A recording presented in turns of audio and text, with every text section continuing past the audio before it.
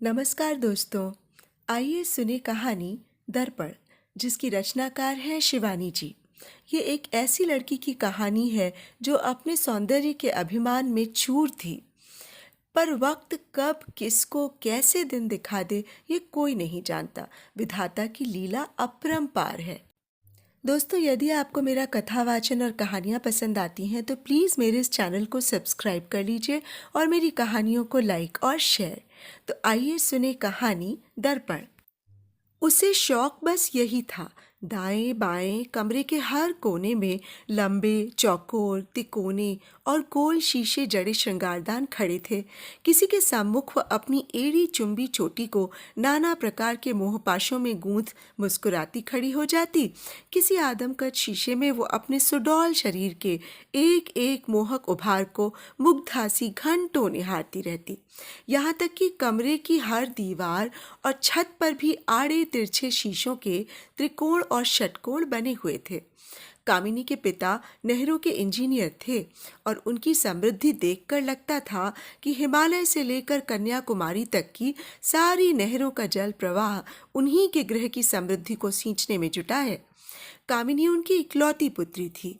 इसी से उसकी दर्पणों के संकल्प की इस नई सनक को भी उसके पिता हरदयाल ने बड़े गर्व से ही स्वीकार किया था। हमारी कम्मों के दर्पणों का संकलन तो सचमुच देखने लायक है, वो अपने मित्रों से कहते रहते। उनकी पत्नी को पुत्री की ऐसी फिजूल खर्ची फूटी आंखों नहीं भाती थी। तू घर का कुछ कामकाज भी सीखेगी या दिन रात इन निगुड़े आईनों में ही अपना चेहरा निखारती रहेगी? पर कामिनी को माँ की सीख सुनने के लिए समय ही कहाँ था। दिन रात उसकी सखियों का जमघट उसके शीश महल में जुटता रहता। कभी सब सखियों को अपनी इम्पाला गाड़ी में भरकर वो पिकनिक मनाने कहीं चली जाती, तो कभी दिन में सिनेमा के दो दो शो ही देखने चल पड़ती। कई सप्लीमेंट्री परीक्षाओं की बैसाखियां लगा वो बीए कर पाई थी। अब केवल मन बहलाने के लिए उसने एमए में दाखिला ले लिया था। इधर अपने माता पिता से कई दिन से खटकी हुई थी। दिल्ली से उसकी मछली मौसी ने एक अत्यंत सुपात्र का अता पता भेजकर लिखा था, जैसे भी हो लड़के को हाथ से न जाने दें। लड़के ने स्वयं कहीं कम्मों को देखकर पसंद किया है। लड़का किसी ऊंचे पद पर था और हरदयाल इधर लड़की की स्वतंत्र प्रकृति को बांध नहीं पा रहे थे। माँ को वो टके सा उत्तर देने लगी थी। हरदयाल एक कुशल इंजीनियर थे। वो जानते थे कि मनुष्य की जीवन धारा को नहरों की धारा की भांति ही यदि मानव अपने बुद्धि कौशल से बांध कर नहीं रखता तो उसका वेगवान प्रवाह संयम की ऊंची से ऊंची कगार भी ढहा सकता है। कामिनी के सम्मुख खाने की मेज पर स्नेही मौसी का उदार प्रस्ताव बड़े छल बल से हरदयाल ने हंस हंस कर रखा, पर उस दम्भी छोकरी ने चुटकियों में हंस कर ही उड़ा भी दिया। बस करिए डैडी, मौसी की पसंद पर हमें विश्वास नहीं है। जो अपने लिए कायदे का जोड़ा नहीं जुटा सकी, वो भला मेरे लिए क्या ढूंढ पाएंगी? तुम्हारे वही मौसा आज 3,000 तनख्वाह पा रहे हैं।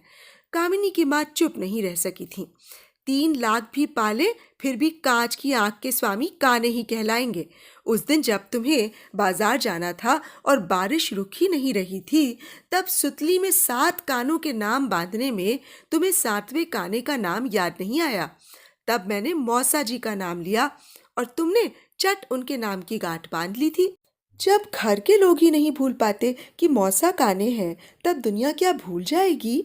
फिर विवाह के समय भी मौसी को पता था कि काने हैं। छी, मैं होती तो जहर खा लेती। वो मेज की थाली भड़बड़ाती उठकर चली गई। हरदयाल भी जानते थे कि लड़का सुदर्शन नहीं है, पर पुरुष का रूप भला कौन देखता है। उन्हें अपनी मजली साली पर बहुत विश्वास था। स्थिति काबू से बाहर जाती देखी तो उन्होंने दफ्तर से ट्रंक कॉल कर विनीता को रातों रात बुलवा लिया। लंबी चौड़ी विनीता बड़े ही प्रभावशाली व्यक्तित्व की स्वामिनी थी। उसके पति विदेशी दूतावास में फर्स्ट सेक्रेटरी थे। विवाह से पूर्व आकाशवाणी से समाचार पढ़ा करती थी। इसी से उसकी वाणी में अपने सधे उतार चढ़ाव से श्रोताओं को बांधने की स्वाभाविक क्षमता आ गई थी। बड़ी पगली है तू कम्मो। उसने आते ही अपना बड़ा बटुआ सोफे पर पटक पास में बैठी कामिनी को अपनी भुजाओं में बांध लिया था। मैंने लड़के को स्वयं देखकर पसंद किया है। इसी यूनिवर्सिटी का तो छात्र रह चुका है। तूने भी देखा होगा, हर कॉन्वोकेशन में 50 मेडल बटोरता था। हाँ देखा है मौसी, इसी से तो हंसी आ रही है।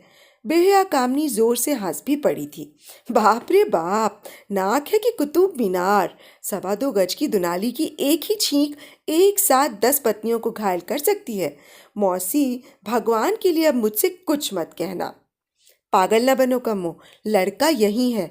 मैंने कल उसे चाय पे बुलाया है। लड़के ने तुझे किसी फर्नीचर की दुकान पर आईना खरीदते देखा है। तेरा प्रतिबिंब सामने धरे आईने में पड़ रहा था। उसी को देखकर बुरी तरह रीझ गया है। उसकी बुआ टेलीविजन में काम करती है, मेरे साथ आकाशवाणी में काम कर चुकी है। उसी को लड़के ने लिखा था कि मुझसे रिश्ता भिजवा दे। छी, ऐसी सस्ती भावुकता हमें पसंद नहीं है मौसी, कामिनी ने अपनी सुंदर नाक से कोड़कर कहा। ये दर्पण में किसी का प्रतिबिंब देखकर मुग्ध होने वाले अलाउद्दीन खिलजी का युग थोड़ी है। आप उसे शौक से लंच, चाय या डिनर पे बुलाइए, पर मैं उस नक्कू की दुल्हन बनने से रही। नाक से कोड़ने पर कमबख्त गजब ढाती थी। इसी से तो उसका दिमाग भी 7वें आसमान पर चढ़ा हुआ था। पर विनीता भी हार मानने वाली नहीं थी। दूसरे दिन की चाय को सफल बनाने के लिए वो जी जान से जुट गई। कामिनी को प्रसन्न करने को वो उसके लिए एक हल्की धानी रंग की चंदेरी साड़ी भी ले आई। अपने माड़ी के झुमके उसके कानों में डालकर दोनों हाथों से उसका मोहक चेहरा अपने पास खींचकर वो बड़े रौबीले स्वर में बोली, बदसूरत पति एक नियामत है कम्मी। बस ये समझ ले कि एक ऐसा चेक तेरे पास हमेशा धरा रहेगा, जिसे जब चाहा भुना लिया। तू सुंदरी है, इसी से तेरा पलड़ा हमेशा भारी रहेगा। फिर नरेश को मैंने दिन रात देखा है, जरा नाक ही तो लंबी है। रहने भी दो मौसी, तुमने देखा है तो मैंने भी उसे देखा है। कामिनी उठ खड़ी हुई। फिर मौसी ने हाथ खींचकर उसे अपने पास बिठा लिया और बोली, तेरे भावी ससुर की कोठी वेस्टर्न कोट का सबसे जगमगाता हीरा है। फिर वह अपनी मंजी वाड़ी में आकाशवाणी की लोच ले आई। दोनों जिठानियां दिन रात विदेशी आकाशों में उड़ती फिरती हैं। अपना हवाई जहाज है। सबका अनुमान है कि अगले चुनाव में तेरे ही भावी ससुर का पलड़ा भारी है। कई महीनों से एक ज्योतिषी को संग लिए घूमते हैं। उसी ने भविष्यवाणी की है कि एक लक्ष्मी सी बहू आपके घर को आलोकित करने आ रही है। थैंक गॉड, मैं वो लक्ष्मी नहीं हूँ मौसी। हंसकर दुष्टा कामिनी ने मौसी के कंधे पर बड़े लाड़ से गर्दन डाल दी। उसी पंडित ने कहा है कि वो एक दिन मंत्री बनेंगे। मौसी ने भावी मंत्री की होने वाली बहू को गोद में खींच लिया। ओ मौसी, अगर तुम सोच रही हो कि मंत्री के सुपुत्र के गले में मैं ही माला डालूंगी, तो मुझे दुख है कि तुम्हारी इच्छा कभी पूरी नहीं होगी। फूल मालाओं से लदे खुली कार में 32 दाने मंत्री ससुर के साथ बनावटी नम्रता की मुद्रा में हाथ जोड़े ग्रुप चित्र को अखबार में देखने की मेरी कोई महत्वाकांक्षा नहीं है। तब तू क्या दिन रात आईने में अपना चेहरा देखना चाहती है भागी? सचमुच मौसी झुंझला पड़ी। नहीं मौसी, अपने चेहरे के पार्श्व में किसी सुदर्शन सुपुरुष के चेहरे की काल्पनिक छवि भला किस कुंवारी लड़की को आकर्षित नहीं करती? ईमान से कहना मौसी, विवाह से पहले क्या तुम भी अपने सुंदर चेहरे के बगल में मन ही मन किसी सजीले दूल्हे के चेहरे की कल्पना नहीं करती थी? चुप मोजाली, बहुत सिर चढ़ा लिया है बड़े जीजा जी ने। अपने विकलांग पति के उल्लेख मौसी कभी नहीं सह पाती थीं। कामिनी का सिर पट से सोफे पर पटक मुंह फुलाकर मौसी चौके में चली गईं। कामिनी बड़ी देर तक मन ही मन हंसती रही। चलो, इसी प्रस्तावित सगाई के बहाने एक साड़ी तो मौसी से झटक ही ली। संध्या को महा आडंबर से किए गए चाय के आयोजन को चतुरा मौसी अपनी अनेक चेष्टाओं के बावजूद जमा नहीं पाई। कामिनी गुम सुम मुंह फुलाए सोफे के कोने पर ऐसी बैठी रही जैसे गूंगी हो। नरेश बेचारा स्वभाव से संकोची था ही। मौसी ही बार बार गोष्ठी जमाने का प्रयत्न कर रही थी। क्यों री कम्मी, जा अपने दर्पणों के संकलन तो दिखा ला नरेश को। मौसी ने मीठी मिश्री सी वाणी का शरबत खोला। जानते हो नरेश, हमारी इस सन की बिटिया को दर्पणों की हॉबी का भूत चिपट गया है। न जाने कितने दर्पण ले चुकी है, पर मन ही नहीं भरता। कमरा तो पूरा शीश महल है। जाओ तुम भी देखाओ। नरेश उठ गया, पर सहसा कामिनी ने अपनी गोलाबारी से मौसी को स्तब्ध कर दिया। इनको आज वो दर्पण भी दिखला दूंगी मौसी, जो डैडी ने मुझे इस जन्मदिन पर दिया है। उसमें देखने वाले को अपने चेहरे का हर नैन नक्शा दुगुने आकार का दिखता है ना मौसी? अपनी अर्थपूर्ण मुस्कान से उसने मौसी को अर्ध विक्षिप्त सा कर दिया। चोट निशाने पर लगी। कामिनी के साथ चलने को उद्यत सौम्य युवक की लंबी नाक सिहर उठी। उसकी लंबी नाक मनहूस की भांति उसके भाग्य के साथ चिपकी चली आ रही थी। स्कूल में पढ़ने गया तो सहपाठी गजानन कहकर चिढ़ाने लगे। यूनिवर्सिटी में उसकी इसी सूंड को लेकर रैगिंग का महोत्सव बड़ी सफलता से मनाया गया, पर उसकी तेजस्वी मेघा का गांभीर्य सदैव उसका अभेद्य जिरह बख्तर बन जाता। आज विवाह का सुअवसर आया तो वही अभागी नाक फिर उसके सौभाग्य द्वार के सम्मुख चट्टान बनकर खड़ी हो गई। वो समझ गया कि किस उद्देश्य से उसे उस विशेष प्रकार के दर्पण के सम्मुख ले जाया जा रहा है। अनेक सजे धजे कमरों को पार कर वो मरे मन से स्वयंवरा के शीश महल में पहुंचा और सक पका कर खड़ा रह गया। एक साथ उसकी लंबी नाक के सहस्त्र संस्करण छापे खाने की मशीन से निकलते समाचार पत्रों की तेजी से निकलने लगे। अचानक उसकी सहमी दृष्टि पार्श्व में खड़ी मुस्कुराती कामिनी पर पड़ी। वो आंखों ही आंखों में उसे चुनौती सी दे रही थी। धन्यवाद, आपका संकलन सचमुच अद्वितीय है। बड़े व्यंग्य से हंसकर नरेश ने ही चुप्पी तोड़ी। पर शायद पूरा संकलन में देख नहीं पाऊंगा। अभी अभी मुझे ध्यान आया कि मेरा एक बहुत पुराना मित्र इसी गाड़ी से आ रहा है। मुझे क्षमा कीजिएगा। बिना उत्तर की प्रतीक्षा किए ही वो तेजी से पिछवाड़े के द्वार को खोल बिना किसी से मिले ही चला गया। कामिनी अकेले ही सिर झुकाकर गोल कमरे में पहुंची तो सबने एक साथ ही पूछा, अरे नरेश को कहाँ छोड़ आई कम्मी? उन्हें अपने किसी मित्र को लेने स्टेशन जाना था, सो चले गए। मौसी का माथा ठनका। कमी के दम्भी उद्दंड स्वभाव से वो परिचित थीं। हो न हो छोकरी ने कुछ कह दिया होगा। कम से कम एक प्याला चाय का तो पिला दिया होता। मौसी बड़बड़ाने लगी, जाने क्या बात है भाई, बड़ी जीजी तुम्हारी बिटिया तो हम कभी नहीं संभाल पाएंगे। अपनी गृहस्थी से समय निकालकर भागती भागती आई, लड़के को चाय पर बुलाया और इन्होंने बाहर ही बाहर चरा कर भगा दिया।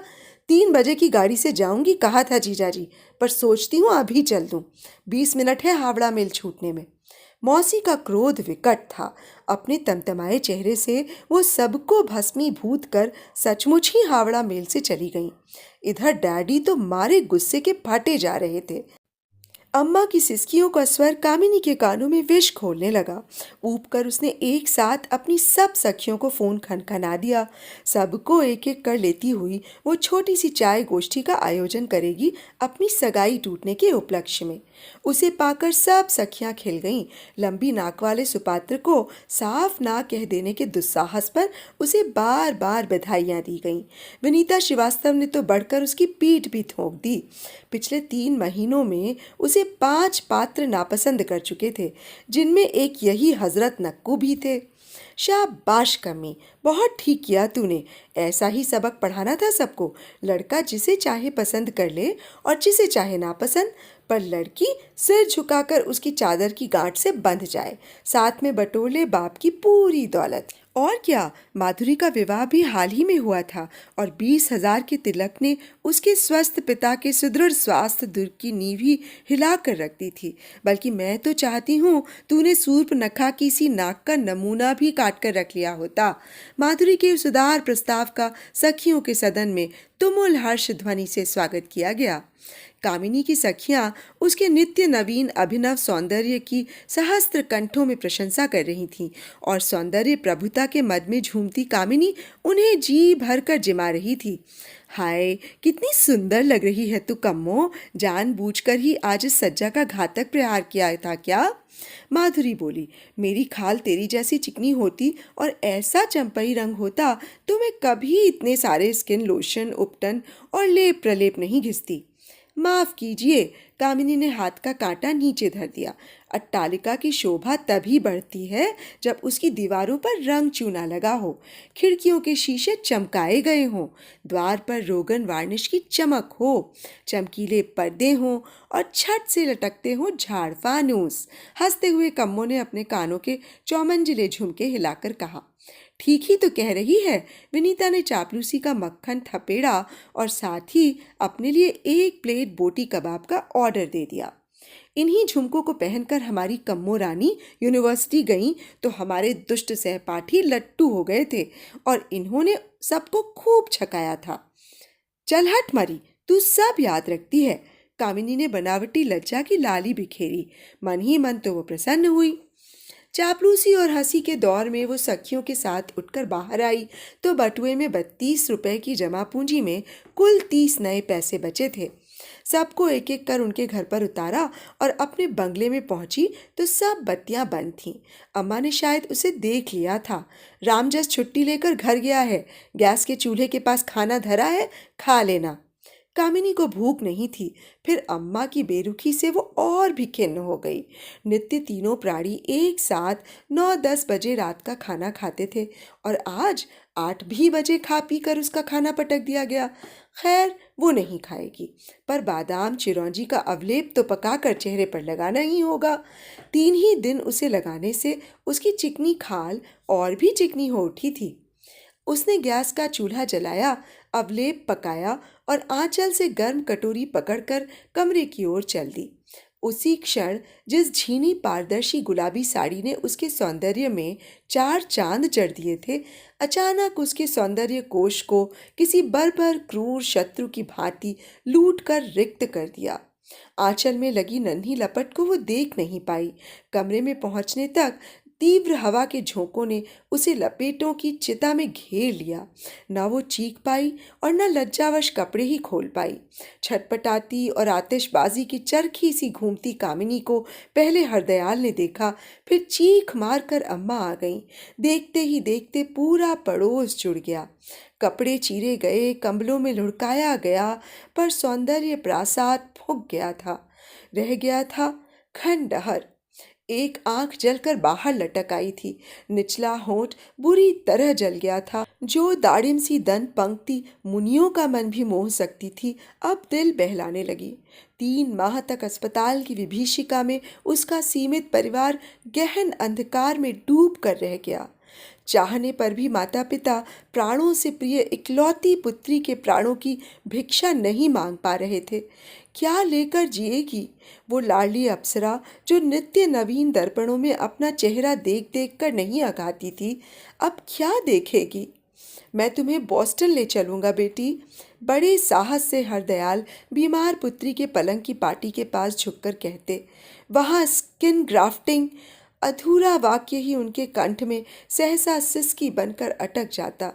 असहाय रुकना पुत्री का विभत्स चेहरा उन्हें चुनौती दे उठता। हरदयाल ने अस्पताल में भी पुत्री को बड़े शासन में बांध लिया। मिलने वाले आते तो उन्हें बाहर से ही टरका देते। कामिनी की सखियां बारी बारी से आकर कई बार लौट चुकी थीं। हार कर उन्होंने पूछना भी छोड़ दिया।